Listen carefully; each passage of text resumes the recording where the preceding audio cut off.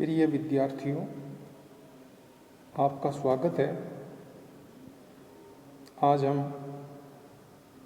Third year electronics diploma के subject electronics circuits, जिसकी code संख्या है EL 301 यानी EL 301, इस सब्जेक्ट के अंदर चैप्टर 4 फीडबैक एम्पलीफायर का अध्ययन करेंगे। आज हमारा टॉपिक है 4.2 क्लासिफिकेशन ऑफ फीडबैक एम्पलीफायर, यानी फीडबैक एम्पलीफायर का वर्गीकरण, यानी फीडबैक एम्पलीफायर को कितने प्रकार से वर्गीकृत कर सकते हैं। Classification of feedback amplifier. यहाँ पर जब फीडबैक एम्पलीफायर की बात कर रहे हैं तो यानी नेगेटिव फीडबैक एम्पलीफायर की ही बात कर रहे हैं, क्योंकि फीडबैक एम्पलीफायर मतलब नेगेटिव फीडबैक एम्पलीफायर, क्योंकि पॉजिटिव फीडबैक एम्पलीफायर ओसिलेटर होते हैं। तो यहाँ हम ओसिलेटर की बात नहीं कर रहे, पॉजिटिव फीडबैक की बात नहीं कर रहे, हम नेगेटिव फीडबैक की बात करते हैं। नेगेटिव फीडबैक एम्पलीफायर्स को उनकी घटती या कम होती नॉइज व डिस्टॉर्शन के कारण तथा बढ़ती हुई स्टेबिलिटी और बैंडविड्थ के कारण प्राय प्रयोग किया जाता है, और इनको हम एम्पलीफायर ही कहते हैं। नेगेटिव फीडबैक एम्पलीफायर का शॉर्ट या ब्रीफ नाम है, संक्षिप्त रूप में एम्पलीफायर। इनका वर्गीकरण नीचे वर्णित अनुसार 3 प्रकार से कर सकते हैं। फीडबैक की इलेक्ट्रिकल क्वांटिटीज के अनुसार, यानी विद्युत मात्रा किस प्रकार की उसके अनुसार, जैसे वोल्टेज है या करंट, तो वोल्टेज फीडबैक है तो वो कहलाता है। जब फीडबैक आउटपुट से वोल्टेज के रूप में आता है इनपुट पर, तो वो कहलाता है वोल्टेज फीडबैक। और इसमें फीडबैक का जो मान है वो डायरेक्टली वोल्टेज आउटपुट वोल्टेज के प्रोपोर्शनेट या समानुपाती होता है। जब फीडबैक पर करंट आउटपुट के रूप में पहुंचता है तो ये करंट फीडबैक कहलाता है, और फीडबैक का जो सिग्नल है वो डायरेक्टली प्रोपोर्शनल होता है आउटपुट करंट के। तो ये 2 प्रकार से हम इलेक्ट्रिकल क्वांटिटीज के आधार पर फीडबैक एम्पलीफायर का वर्गीकरण कर सकते हैं, वोल्टेज फीडबैक और करंट फीडबैक। सेकंड बात करते हैं सोर्स व फीडबैक सिग्नल्स की मिक्सिंग के अनुसार एम्पलीफायर का वर्गीकरण। ये भी 2 प्रकार से कर सकते हैं, सीरीज फीडबैक, शंट फीडबैक। यानी जो फीडबैक सिग्नल है वो इनपुट सिग्नल पर या सोर्स सिग्नल पर सीरीज में भेजा जाता है और सीरीज में मिक्सिंग होती है, तो ये सीरीज फीडबैक कहलाता है। जब फीडबैक सिग्नल को सोर्स सिग्नल को शंट रूप से या पैरेलल रूप से भेजकर मिक्सिंग करते हैं तो ये शंट फीडबैक कहलाता है। इसके बाद है थर्ड टाइप का क्लासिफिकेशन, वो है सर्किट अरेंजमेंट के अनुसार एम्पलीफायर का क्लासिफिकेशन। सर्किट के अनुसार बात करते हैं तो जैसे वोल्टेज या करंट या दोनों का इनपुट के साथ पैरेलल या सीरीज में जुड़ा होता है, उसके आधार पर फीडबैक एम्पलीफायर का वर्गीकरण करते हैं। ये भी 4 प्रकार के होते हैं सर्किट अरेंजमेंट के अनुसार। वोल्टेज सीरीज या उसको बोलते हैं true voltage feedback amplifier, current series या transconductance feedback amplifier, voltage shunt यानी transresistance feedback amplifier. D part है वो है करंट शंट या ट्रू करंट फीडबैक एम्पलीफायर। इस प्रकार ये 4 प्रकार के हैं, आपके सामने आ गए फीडबैक एम्पलीफायर के प्रकार: voltage series, current series, voltage shunt और करंट शंट। अब वोल्टेज फीडबैक होता है वो आउटपुट से वो इस प्रकार दिखाएगा जुड़ाव, जो ये पॉइंट्स जुड़े हैं यहाँ पर फीडबैक सिग्नल के आउटपुट के साथ, तो इसको बोलते हैं वोल्टेज फीडबैक। जब ये सीधा इस तरह जुड़ा कर रखा है, ये पॉइंट्स इस तरह हैं एम्पलीफायर और फीडबैक एम्पलीफायर के आउटपुट की साइड में, तो ये करंट फीडबैक एम्पलीफायर कहलाता है।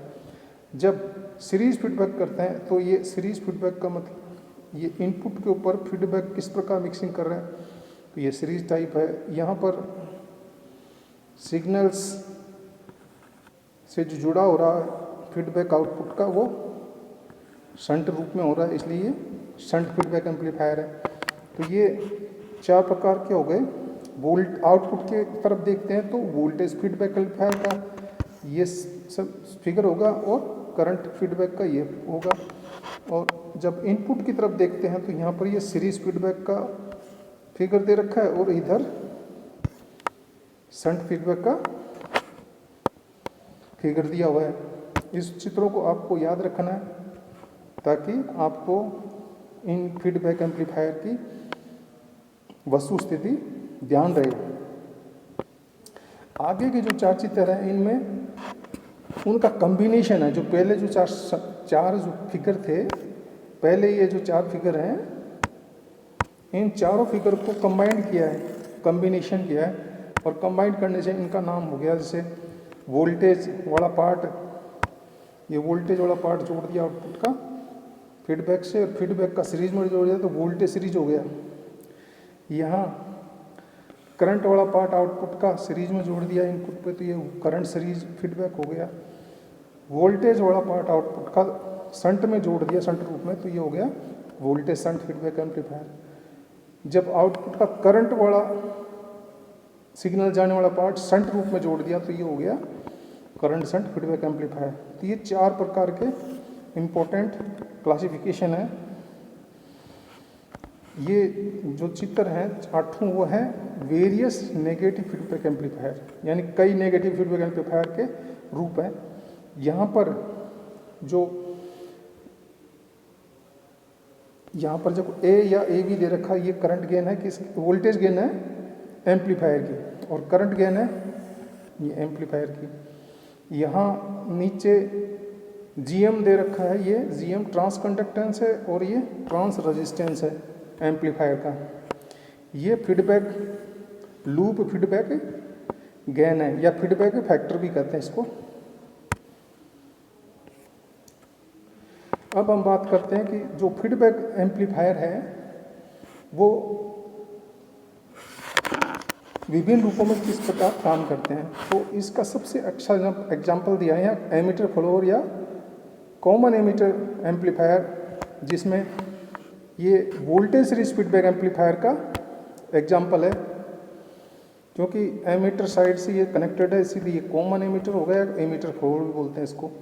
इस पे RC जुड़ा हुआ है कलेक्टर पर, RE जुड़ा है एमीटर पे, RS जुड़ा है सोर्स वोल्टेज की तरफ और II इनपुट करंट है, VS या VI सोर्स वोल्टेज है, VF फीडबैक सिग्नल है और V0 आउटपुट सिग्नल है अक्रॉस RE। चूंकि ये दोनों वोल्टेज V0 और VF RE के अक्रॉस है इसलिए बराबर है। इनपुट इम्पीडेंस हाई होने के कारण सीरीज सैंपलिंग में और Z आउटपुट Z0 यानी आउटपुट इम्पीडेंस लो होने के कारण वोल्टेज सैंपलिंग होती है इसमें इस वजह से। यानी हम ये करें सीरीज सैंपलिंग होती है तो उसके लिए इनपुट इम्पीडेंस हाई होती है और पैरेलल सैंपलिंग दृष्टि से आउटपुट इम्पीडेंस कम होती है। यहाँ पर सीरीज रूप में जुड़ा हुआ है और यहाँ पर ये जो जुड़ाव है ये आउटपुट का वो पैरेलल रूप में होने के कारण, यहाँ से ये पैरेलल रूप में होने के कारण ये है आउटपुट इम्पीडेंस 0 लो होती है। यहाँ पर एमीटर फ्लोर सर्किट है ये इसका मेन यूज है इम्पीडेंस मैचिंग में।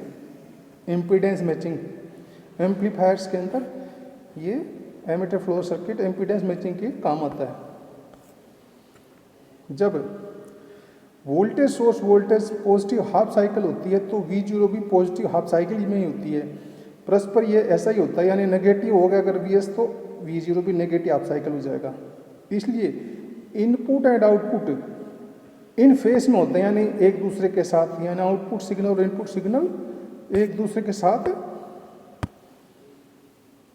सेम फेस में रहने के कारण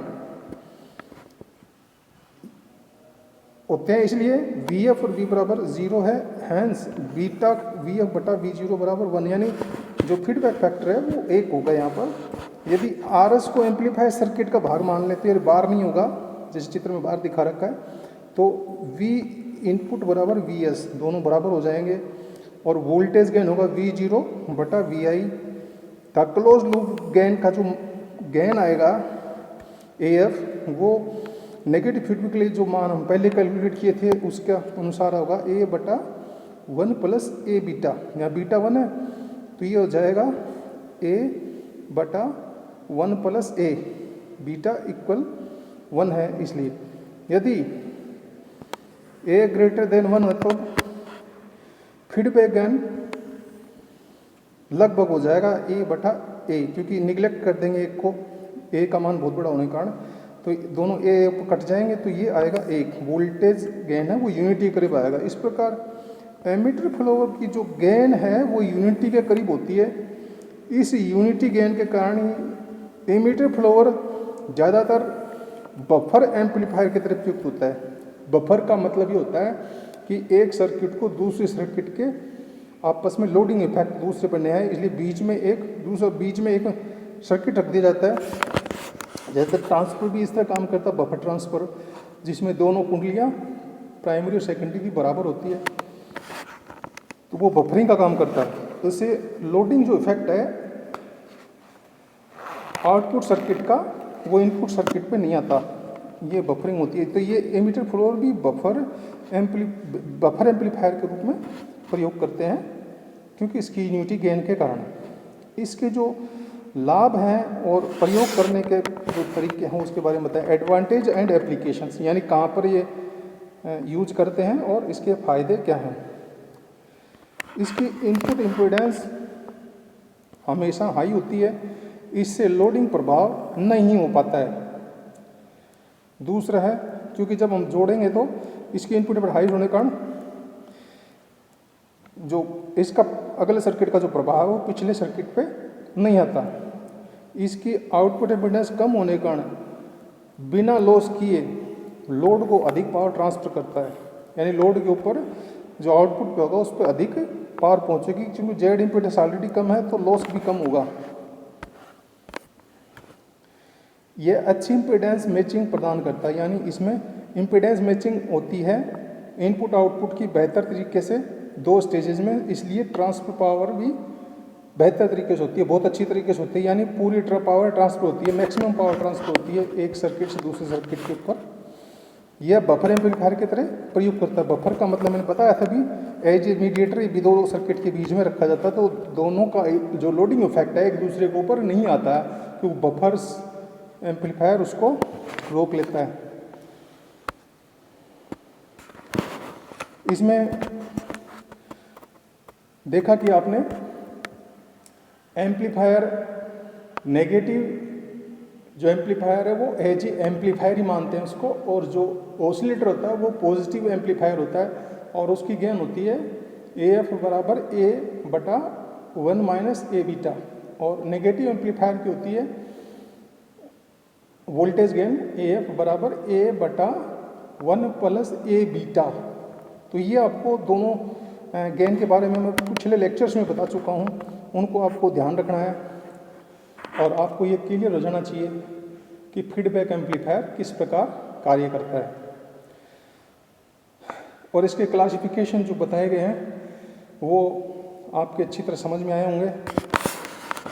और इसका मैं जो असाइनमेंट है वो आगे उपलब्ध कराऊंगा आपको, और जो क्लास टेस्ट होने जा रहे हैं 7 दिसंबर से, उसके लिए आप चैप्टर 1 और 2 को तैयार कर लेना। मैं उसी में से कुछ ऑब्जेक्टिव टाइप और कुछ थ्योरेटिकल टाइप क्वेश्चन दूंगा। साथ ही आपको जो असाइनमेंट दिए गए हैं उन असाइनमेंट को सारों को बना के रखना है कॉपी के अंदर। जब भी कॉलेज जाना होगा आपका तो इकट्ठे असाइनमेंट मेरे को जमा कराने हैं। आपसे संबंधित कोड के संबंधित टीचर को जमा कराने हैं और जहाँ मेल एड्रेस दिया हो उस मेल के ऊपर भेजते रहना है ताकि टाइमली आपका जांच हो जाए असाइनमेंट्स की और आपको मार्किंग या ग्रेडिंग समय पर प्राप्त हो जाए। Thank you.